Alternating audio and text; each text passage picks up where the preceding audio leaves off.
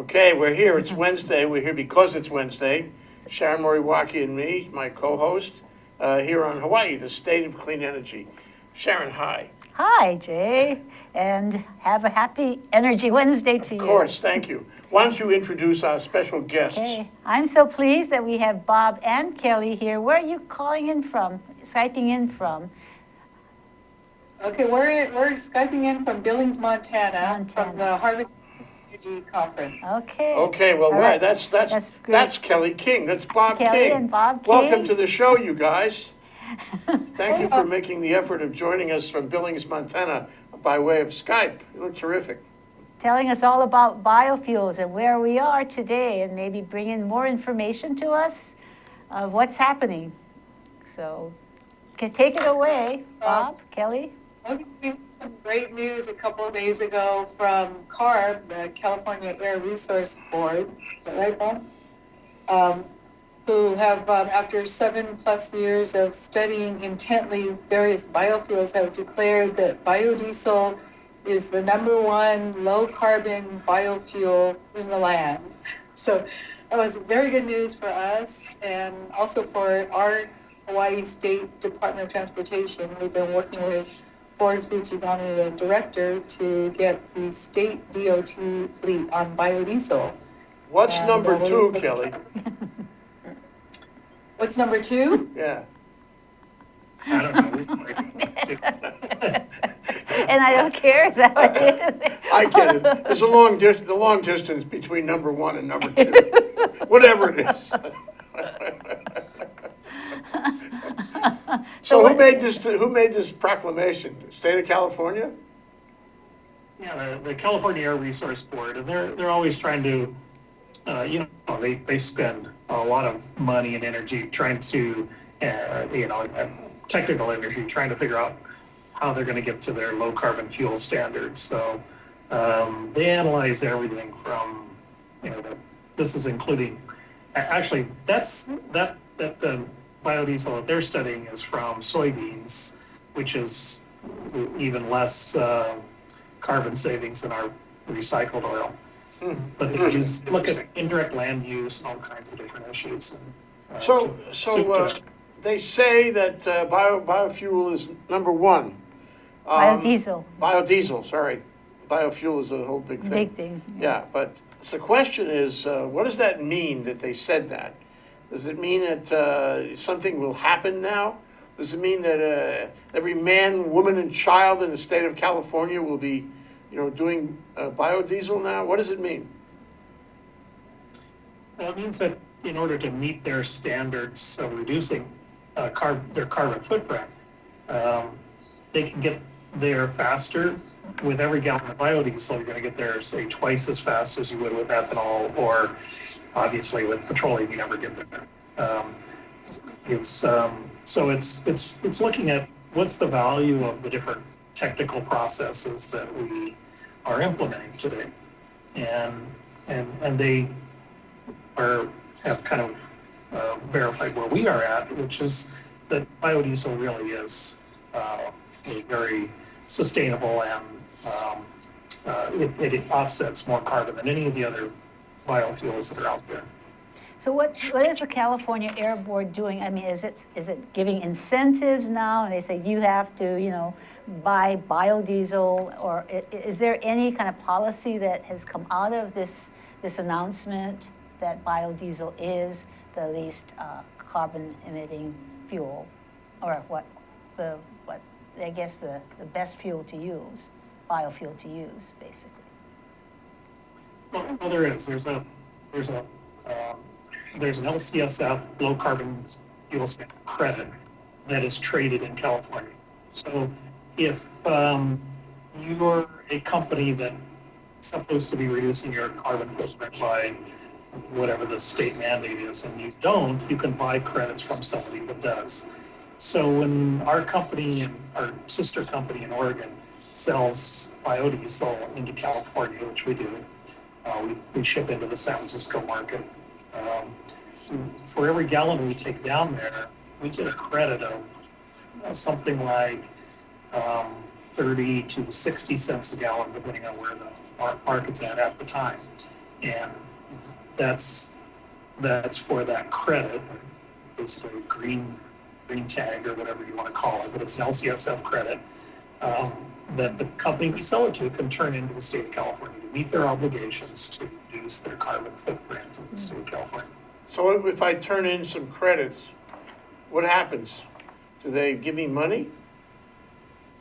Now, when you turn it into the state of California, they don't fine you money for. Oh, okay, well, I suppose that's the same thing. Yeah. At least I don't get fined anyway. So now how does that translate? How does all of that translate into Billings, Montana? You know, you know what Billings is famous for? If you're in the FBI and you did something bad, they assign you to Billings, Montana. Because the notion being that nothing ever happens in Billings, and in Billings you can sit and watch them give haircuts and the plants grow and the like. But so why is it in Billings, Montana? Well, it's a Pacific Northwest program, although it never seems to end up in the Pacific, but it usually wrote this conference. I think I've gone to it once before, and it was in the mid-2000s in Idaho. And so it rotates. They do the same thing for the FBI in Idaho, by the way. Boise, I think. Sorry. I hope the FBI is not listening. Actually, the FBI listens to us pretty regularly. Let Kelly answer the question you asked. She So will, why she are will, you she in will. Billings? I mean, this is really helpful to us in Hawaii because working with one of the first people I emailed this information to was Ford Fujigami, of course, and he emailed back that this is great news for Hawaii because the DOT is actually applying to an airport regulatory board to get a clean emission rating. And this will help our chances of getting a higher rating because when we go into biodiesel for the airport vehicles and the airport generator, the backup generator is running on 100% biodiesel. So it gives, just validates for us what we've been doing for 20 years. And, that this is why we've been doing it, is because we've known all along that this biodiesel has the best energy balance.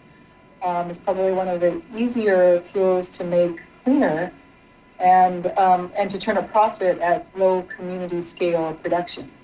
Okay, so what is the nature of the conference in Billings? The folks that are here are, about half of them are from Montana. And, yeah, turn off your cell phone, okay?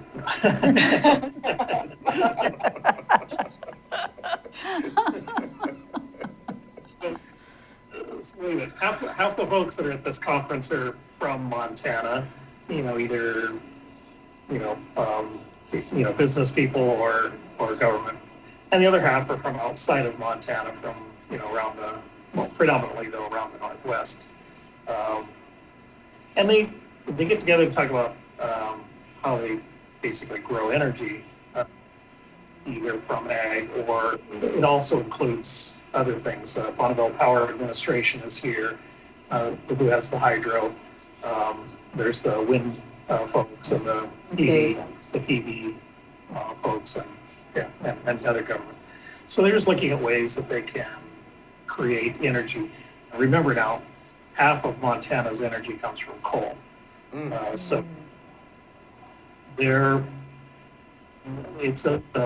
this year is a little bit of a watershed for them, is that with this new 111 proposition, the clean power plant proposition, they're trying to figure out what is their path forward, because with half your power coming from coal, they've got a big hurdle to overcome there. So I'm just picking up on this. They need you, Bob. They need you and Kelly in Billings, and you're there. It just dawned on me. You're there to speak and teach them. Isn't it true? Right, and I was able to share a lot of what we're doing in Hawaii, a lot of our proposed ag project and the biofuel crop trials that we're doing, along with a lot of the co-product projects we have going, which are really necessary to make this model work. I mean, you have to have these side stream co-products, or you can't weather the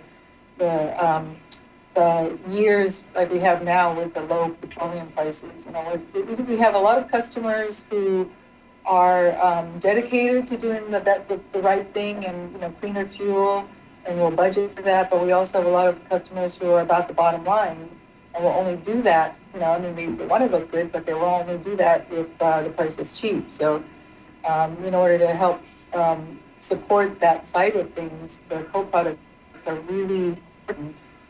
And one of our real exciting co-products, which I talked about and had some women in my session immediately ask me where they could buy it, is we've actually been looking at macadamia nut oil as a cosmetic product. And it turns out macadamia nut oil is one of the best oils you can use for your skin, for everything from anti-wrinkle to healing scars and psoriasis to sunburn protection. So, these are the kinds of things we're learning in the biodiesel industry that are peripheral to our main product, but I think are going to be very integral to our business model. Yeah, have they, do they have biofuel production in the state of Montana? It's a very small plant, maybe a couple hundred gallons a day, and that's all they have. Well, clearly there's an opportunity for you guys there. I can see it now. Pacific Biodiesel in Billings. It's the Billings branch. Let's take a short break so we can ruminate about that. We'll take one short break, Kelly, and we'll be right back. That's Kelly King, Bob King, and Pacific Biodiesel in Billings, Montana. We'll be right back. Aloha, my name is Jim Shawn, and I'm host of a show called Education Movers, Shakers, and Reformers. Each week, live streaming at noon on ThinkTech Hawaii, we interview people who have special insights into education, from early education through K-12, all the way through higher education and beyond. Both public and private are areas we're interested in. We dig deeper. We try to find out what it's really like to be involved in making change, advocating for it, how you reform, what people's philosophies are in reforming it. As I said, we're live streaming every Wednesday at noon on ThinkTech Hawaii. And later on, you can find these interviews on YouTube and on the Hawaii Educational Policy Center website. We hope you join us as many times as possible. Aloha. Okay, we're back. We're live. We're here in Honolulu, Sharon, Moriwaki, and me, and we are joined by Kelly and Bob King, who are in Billings, Montana, and they join us by Skype. They're speaking at a conference there and trying to educate the people in Billings, or whoever came to Billings for this. But it strikes me that you guys, you have a substantial footprint already on the mainland. You have sort of invented what you do here in Hawaii, and you've proliferated it, and you made some, careful scientific choices of what crops yield, the best biofuel, biodiesel fuel, and then you went to the mainland, and there's a lot of activity around Pacific biodiesel these days. But my question, I suppose, is, are people, it's always the same question: are they willing to put it in their cars and trucks? And I guess I heard you say before that some people look for the bottom line, and that may not actually work for them depending on where they're getting the biodiesel. What are you seeing as a trend in the mainland over the acceptance of biodiesel in diesel vehicles? Well, I think it's the same thing over here, and some people recognize the importance of it. There's a huge, of course, now that the Pope came and talked about it, there's a resurgence of the message of climate change, and some people know that we can't afford not to do this. I think that message is getting stronger in Hawaii, and that's why the governor signed the 100% renewable energy bill, which I talked about in my presentation here. It was a big deal when that happened, and they actually highlighted my impending presentation around, for this Harvesting Clean Energy Conference, around our new 100% renewable Act 97. that's kind of the shot heard down the road right now. Of course, the next piece is to work on, is some kind of a statute for transportation fuel, transportation energy, because a lot of people don't realize that that statute is just about the utility. It's just about, electricity. So we do need to do something, and there's the Sustainable Transportation Group in Hawaii that's looking at that now. There's a subgroup that's going to be working on some proposed legislation. Senator Lorena Noe, who's the new chair of the Energy Committee, Transportation and Energy Committee for the Senate, our state Senate, is interested in that, and she's come out and said she would like to propose some kind of a statute like that. It may come down to, it's a very difficult thing to regulate, and the way we get there is really going to be about mandates. We have an ethanol mandate in the state, and we really need a biodiesel mandate. And those are the two forms of fuel that are widespread across all sectors, gasoline and diesel. We don't have a mandate for diesel. So what do we, it seems to me that, and you guys are a perfect expression of this, is that Hawaii is a laboratory for you and for the world, really, on doing this. We have the agricultural possibilities, we have a certain market, so we can learn a lot here. And then we can take it to Billings or anywhere on the mainland, and we can show people how we did it in Hawaii. And it's a proof of concept at the very least, that a community can actually integrate this into its transportation. But, I guess the question is, what do we need from government? Okay, mandates, tax credits, some kind of other support mechanisms, and do we have them? Are we getting them here so that, you can go to the mainland and say, look what Hawaii did. The government of Hawaii is behind this, and, your government, the state of Montana, if it wants to have biodiesel, it can do the same thing or similar things. So I guess my question is, what do we have and what do we need here in Hawaii to make this not only a biodiesel laboratory on the technical side, but a legal laboratory, that will change public conduct on the legal side, the legislative side? There's a couple of rounds here, and I think I think the U.S. government does realize that in order to cause change, they do have to mandate a few things, and so they've taken the act of this Clean Power Plant law to say, tell all states and all industries, you have to clean up power plants. And how you do it, it's up to you. You can use biodiesel, you can use emission technology, you can do whatever you want, but in fact, you have to meet these rules. And that's really causing a lot of change on that side. On the transportation side, one of the interesting recent things that happened was this understanding now that Volkswagen has been basically deemed the EPA on their Volkswagen, I can't remember that word. That's somewhere in my deep history. I can't remember. Poor Volkswagen. Sorry. So they you have heard the story with Volkswagen recently, haven't you, Jay?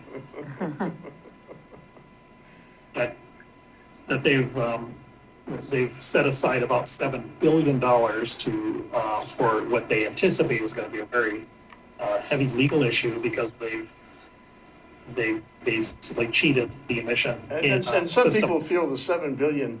I think it was 6.5 billion euros, which comes out to 7 and change. But some people feel that's not nearly enough. By the time the world opinion is finished with them, they're going to need more. So one of the things that we're looking at, and we've started talking with EPA folks, is they're asking, what can you do? Okay, EPA just got a new budget, basically. Part of this will be fines that the EPA collects that they get to spend. Part of it will be direct issues that Volkswagen has to, fix engines, fix customer issues. But so the EPA is saying now, okay, we've got a new budget that didn't come from Congress, but came from Volkswagen. what can we do to help move the ball the way they want to do it?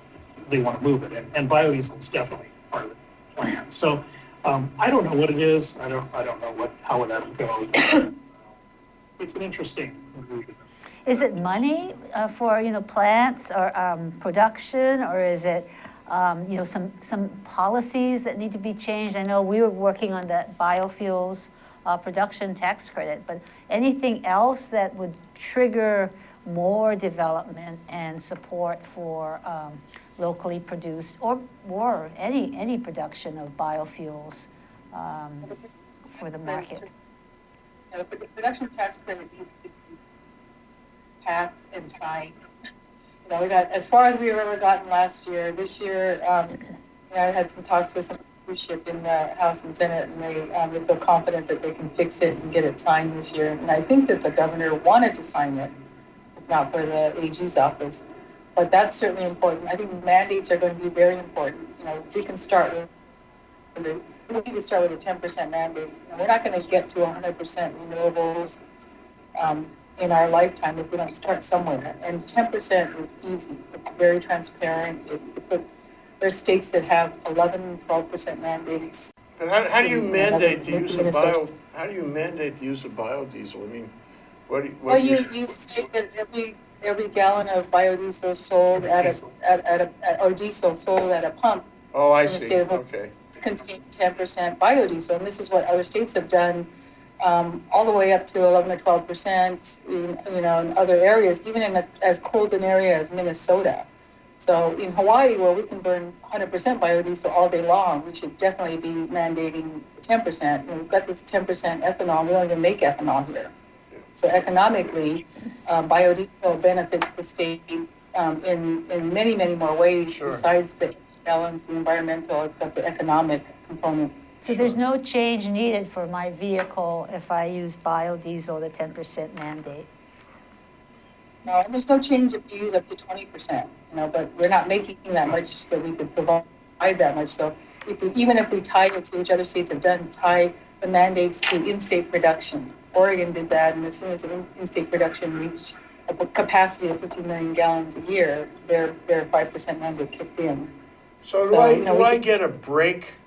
So you have a mandate, and that's one way to incentivize people.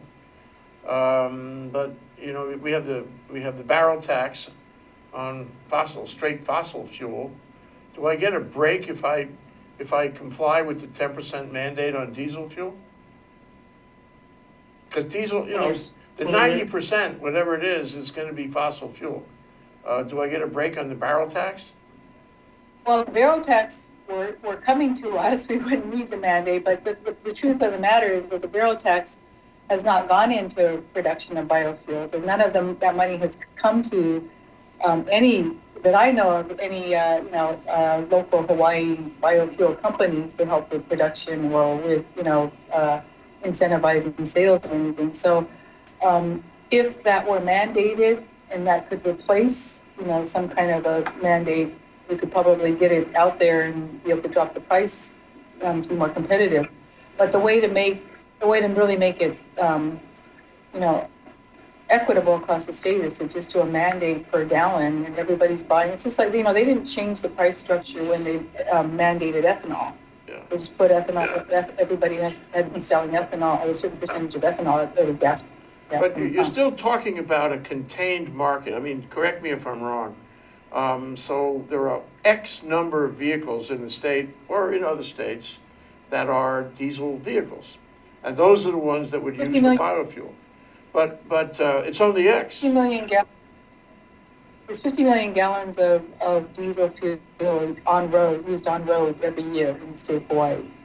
So 10% would be 5 million gallons. But I'm referring to a story I heard about the Volkswagen thing. Back around about the year 2000 or so, the EU started encouraging diesel cars on the notion that their approach to it was that you could build, especially Volkswagen actually, you could build a very efficient diesel car, and there would be fewer emissions that way. with an efficient diesel car than even with an ordinary, you know, Or like using oil, gas. ordinary car, using ordinary gasoline fuel. Where the US went the other way. I'm only learning this from NPR. The US went the other way, and they decided that they wanted to encourage and incentivize with the automakers, you know, efficient cars that are conventional gas cars. So we went that way, and Europe in large part went to diesel. There are issues now, I'm sure you guys are familiar with particulates, because, you know, actually diesel cars, you know, generate particulates. And it may be, you can tell me, that the particulates that come out of fossil diesel fuel are worse than the particulates that come out of biodiesel fuel, which are more tolerable. Right, So, that's where yeah, go ahead. shines. Is the, Anyway, so, you know, the problem is, assuming that, the problem is, and for Hawaii, I mean, our test bed, is that we don't have enough diesel cars. And I mean, it's ironic that what happened with Volkswagen is not that it's related, I mean, it's not logical, but it could affect the production and the availability of diesel cars in the US. So the market that you would hope to see, that we would all hope to see as a fleet of cars that use diesel fuel and therefore biodiesel fuel may not be as robust because of what is happening, sadly, to Volkswagen. I mean, what's your analysis of that? well, Jay, that our market has we've never looked at the passenger car as our market.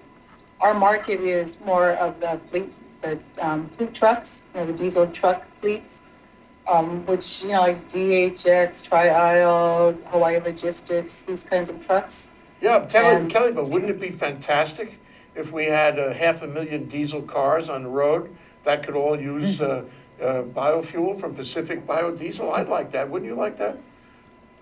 Yeah, I think it is a concern. It's, you know, it could potentially take a large portion of our market away because those diesel engines will, you know, may go away. I also want to note that it's interesting that the Volkswagen, and you know, they can't be condoned for what they did because they, you know, knowingly adjusted the regimen of the computer to sidestep the rules. But the rule that they were sidestepping, oddly enough, is the NOx rule, not the particulate matter rule. Yes. So they were fine on particulate matter. It was NOx. At the same time that this came to light, the EPA has already been in fairly deep thought about whether the NOx rules are actually where they need to go, because they're asking for more and more NOx reductions, and a lot of the large the groups like the American Lung Association, people that are studying the health problems with diesel exhaust are saying NOx is not our issue. Particulate is our issue.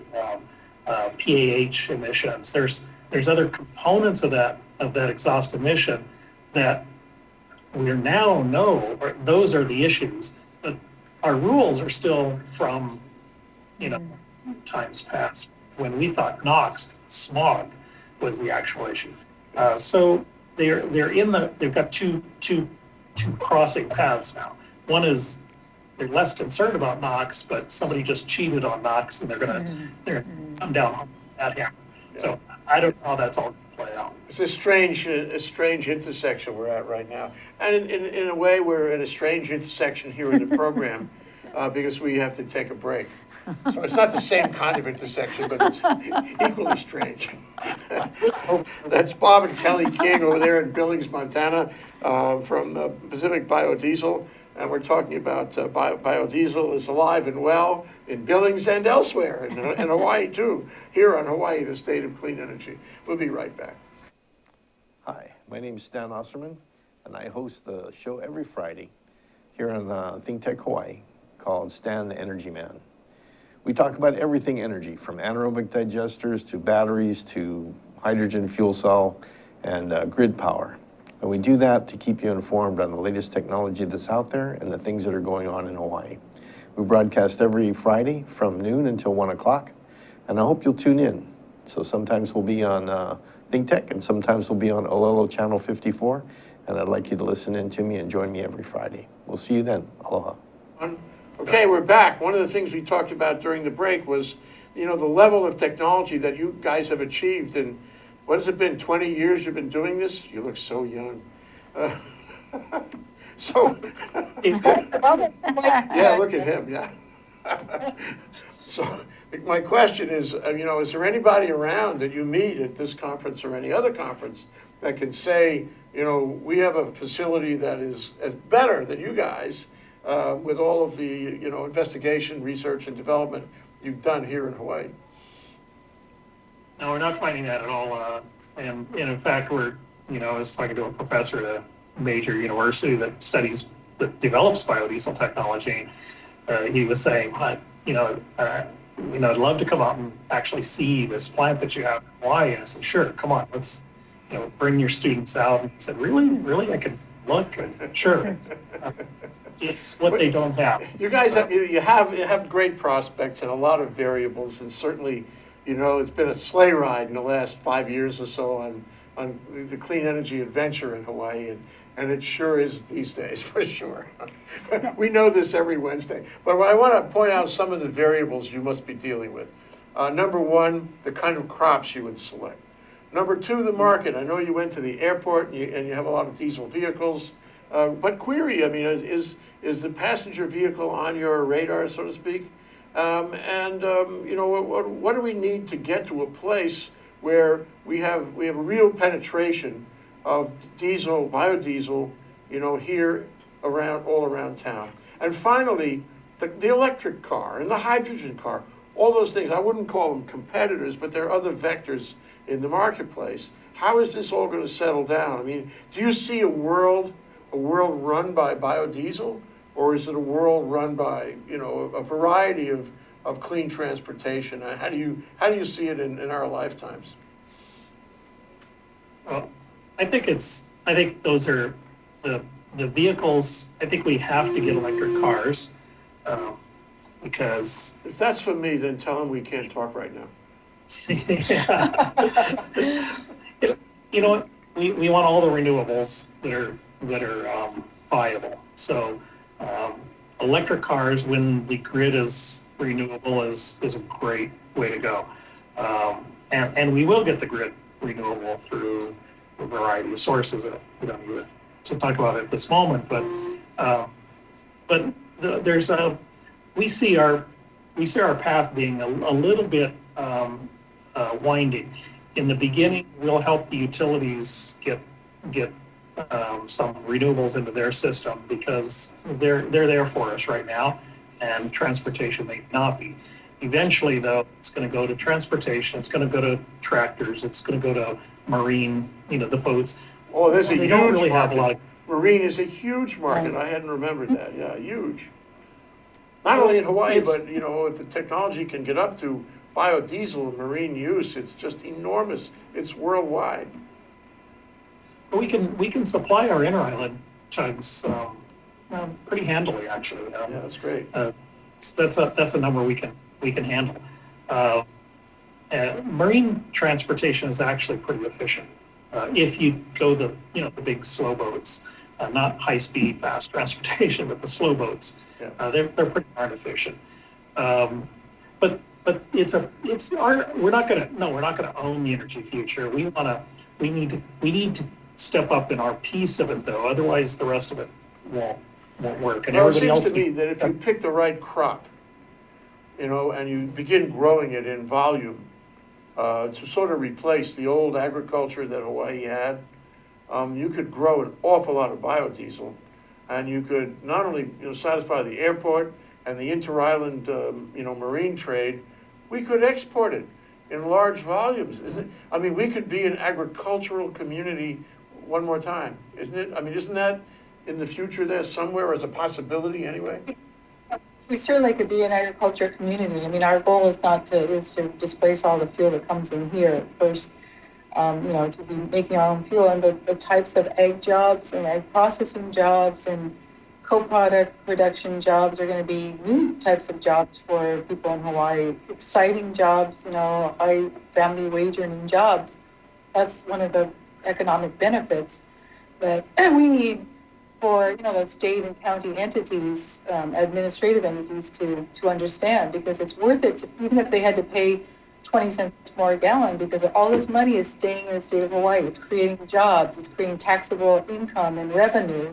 It's going to be spent over. And, we've talked about this in the Hawaii Energy Policy Forum, that every dollar that you make, revenue that you save here multiplies 3 to 5 times. And so you're talking about, if we can get $1 billion to state here, that's $3 billion worth of income for the state.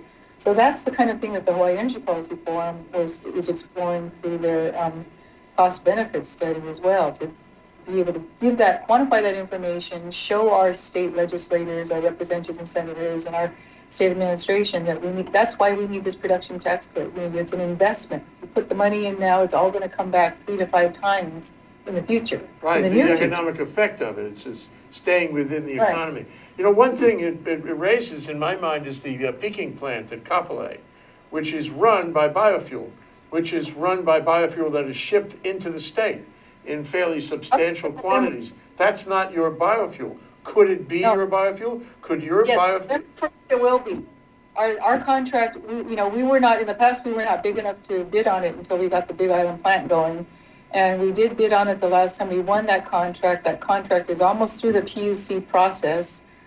They have assured me they're working on it, and that contract goes into effect November 1st. So November 1st, we will be providing that fuel. Oh, congratulations, Oh, good, yeah. Kelly, Bob, that's great.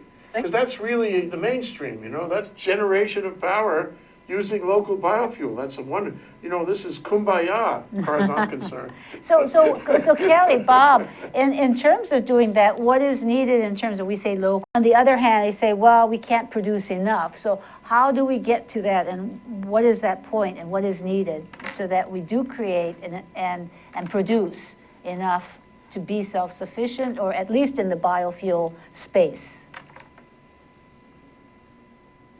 Well, let's see. Let me start first on the Campbell and then come back to your question, Sharon. I did want to mention that we just heard here in Billings that they were talking about trying to figure out their renewable portfolio with their power plants and everything. They put in a peaking simple cycle combustion turbine, much like Campbell, to back up the wind power that they have in Montana. So this is the generator specifically to handle the intermittent loads from the wind turbines. And they were saying, yeah, it's too bad it runs on diesel fuel. And well, gee, they need to come out and look at Campbell, because they really had no idea that they could run that generator on 100% biodiesel and firm up their renewables with renewables. So this is a nice thing we can share with them, that this is possible. As far as how we get to the big picture, how do we get enough energy into Hawaii? There's, as we all know, there's 2 ways to do it. One is to quit using so much, energy efficiency. In other words, drop our actual real load by being very efficient about how we use energy. And that's transportation as well as power. We can move things around a lot more efficiently. So and then everybody doing their piece. Each technology picking up their piece where they can. And that's how we get there. And then what we really need is and we're talking about trying to get something like this going on a Big Island. We need for all of the energy sectors to come together and say, what can you do? Realistically, what can you do in the next 5 to 10 years? What piece can you cover? Because, we figure if we can, and the ag land is there on the Big Island. If we can get to commercial, our goal is in the next 3 to 5 years to get to commercialization of biofuel crops. So we're not on any more research grants or subsidies. And we can displace all of the on-road diesel that's used on the Big Island within 5 to 10 years with biodiesel. Yeah, it strikes me that, go ahead, sorry. Well, that's with with the crop oil. very little, there's not that much, percentage-wise, there's not that much grease needed, that's even available. And also looking at, some of the marine and some of the power plant backup systems. We can get there, there's, the available land is there, and we can also do that, by expanding, the crop model to include, some food, agriculture, and, and ranching, expanding the ranching industry, because we'll actually they be all developing connect, meal. Yeah, they're all connected. We feel like we can do that if we get the support we need. We continue to get the federal support, and then if we can get some state support that we've been looking for the past 5 years. Well, it seems clear that biodiesel has a big place in Hawaii's energy picture. I mean, one is because we have an agricultural past, and which is lying fallow right now, and we should go to that and use that again. That's sort of the history of the state, very, it's a critical element. The other thing is we have the technology. We have you guys, which you have designed and built here. We have great needs for it. And I think you can fit in transportation. I think you already do fit to a substantial amount in transportation. But I also think we're going to have generation from renewable sources. And those the generation of that power from renewable sources may not be exactly smooth. It may not be exactly dispatchable. And so, I think we're always going to need, with that, and with all the electronics you can find, we're still always going to need something that fills in the gaps, that smooths the curves. And that's going to be something like a peaking plant. And a peaking plant's got to run on some kind of liquid fuel, and we don't want to use, oil for that fuel. Biodiesel's a natural, to smooth out the curve that we're always going to have. I mean, it just seems to me you guys have a long future in this deal. We hope so. One question I want to close with. Yeah, go ahead. Our personal strategy eventually, so we're looking around, we're hiring people and training people, and Putting our kids into the business. We did also just start an intern program on the Big Island, and it's an employment intern program. So we're not looking for college students that just want to spend the summer or just want to learn and go on to something else. We're actually looking for people who want long-term careers, and we're willing to put them into this internship program and then matriculate them into full-time jobs. But I mean, then we just kicked that off. Our first intern, was successfully hired full-time, and we're hoping to expand that program and get some more. I mean, the great thing about biofuels is, this is long-term, full-time, family wage earning jobs. Every day you come to work and you make fuel, or you do something, you pick up oil, or you do something that's a daily job, as opposed to when you install the wind turbine, you're done, you solar, you install the panels, you're done. You don't have people that come out every day and work on the solar panels. So it's that kind of employment that can replace what we're trying to replace is the oil refineries. Sure. And we can put those This to work. is scientific farming is what it is. That's what we need, scientific farming. And Exactly. Sharon and I have to get out more often, and I was going to suggest that we might send in applications for a couple of those jobs. Maybe you guys could. So give is us it only on the Big Island, decent Kelly? treatment, yeah. Is it only on the Well, Big yeah. Island? In the Big Island, right now, is where the refinery jobs are, and we have CDL jobs available on all islands, on Big Island, Oahu, and Maui, not Kauai yet. But we hope to. This is the goal in the next 10 years, is to have a refinery like this on every island that will be, the feedstock will be sourced locally on that island, the fuel will be sold on that island, and then we can also add to the efficiency because we'll be cutting down on the inter-island shipping. So That's great. don't That's tell great. young brothers. Great that vision. are not watching this. Great vision. That's a great vision, you guys. So happy to see, you're still doing it, and you're doing it better, and the world is beating a path to your door in Billings, Montana. And other places. Anyway, okay, that's Kelly and Bob King joining us by Skype from Billings, Montana, talking about biofuel is alive and well here and in Montana, hopefully, on Hawaii, the state of clean energy. Thank you you. so much for joining us, Bob and Kelly. Aloha. Aloha. See you when See you're you back. home.